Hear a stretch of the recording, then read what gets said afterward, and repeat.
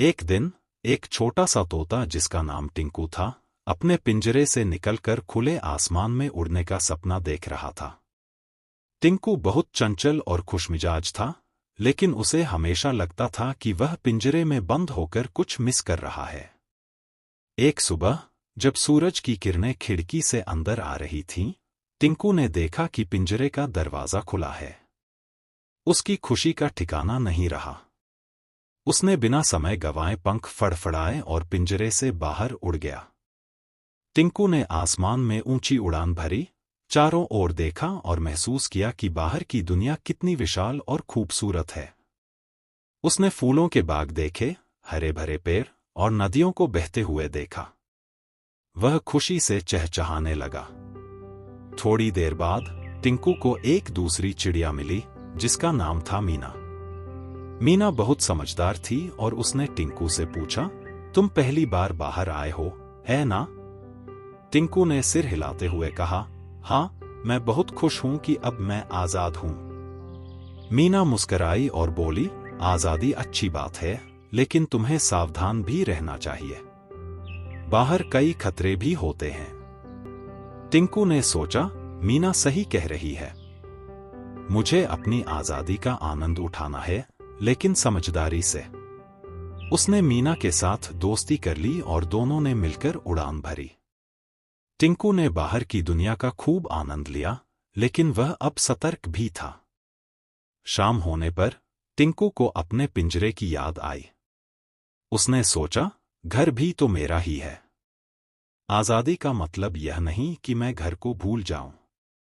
वह वापस अपने पिंजरे के पास आया और देखा कि उसके मालिक ने दरवाजा खुला छोड़ दिया था।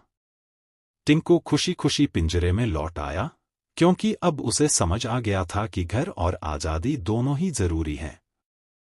उस दिन के बाद से टिंकू दिन में बाहर उड़ता, नई नई जगह देखता और शाम को अपने घर लौट आता। उसने आजादी और घर दोनों का संतुलन बना लिया और खुशी खुशी जीने लगा। एक बार की बात है, एक छोटे से गांव में एक प्यारी सी चिड़िया रहती थी, जिसका नाम पंखुड़ी था। पंखुड़ी का रंग नीला और उसके पंख बहुत ही चमकदार थे। वह हर सुबह अपनी मीठी आवाज में गाना गाती और पूरे गांव को जगाती। एक दिन गांव में एक बड़ी आंधी आई। आंधी ने पेड़ों को झकझोर दिया और बहुत सारे पत्ते उड़ा दिए। पंखुड़ी अपने घोंसले में बहुत घबरा गई। उसके बच्चे भी डर के मारे कांप रहे थे। पंखुड़ी ने सोचा कि उसे अपने बच्चों को सुरक्षित रखना है। वह जल्दी से उड़कर एक पुराने और मजबूत पीपल के पेड़ की ओर गई, जो आंधी के बावजूद स्थिर खड़ा था। पंखुड़ी ने अपने बच्चों को उस पेड़ के सुरक्षित कोनों में छुपा दिया और खुद भी वहां चली गई। पीपल का पेड़ उसकी बहुत मदद कर रहा था। आंधी धीरे धीरे शांत हो गई और जब पंखुड़ी ने बाहर देखा तो पूरा गांव फिर से सुरक्षित था।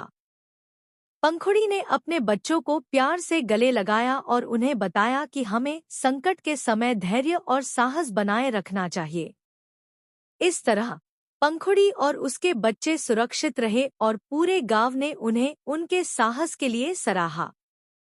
पंखुड़ी ने अपने बच्चों को सिखाया कि कठिन समय में भी हमें हिम्मत नहीं हारनी चाहिए और हमेशा एक दूसरे की मदद करनी चाहिए। इस कहानी से हमें यह सीखने को मिलता है कि प्रेम और साहस से हम किसी भी मुश्किल का सामना कर सकते हैं। आज मौसम कितना सुहाना है। चलो उड़ान भरते हैं और नए दोस्त बनाते हैं।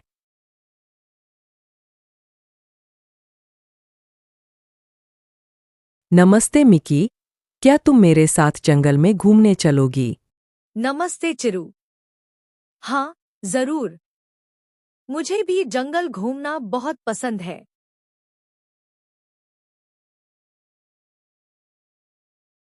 नमस्ते शेरा, क्या तुम भी हमारे साथ जंगल घूमने चलोगे? नमस्ते चिरू। हाँ, क्यों नहीं? मुझे भी नए दोस्त बनाना अच्छा लगता है।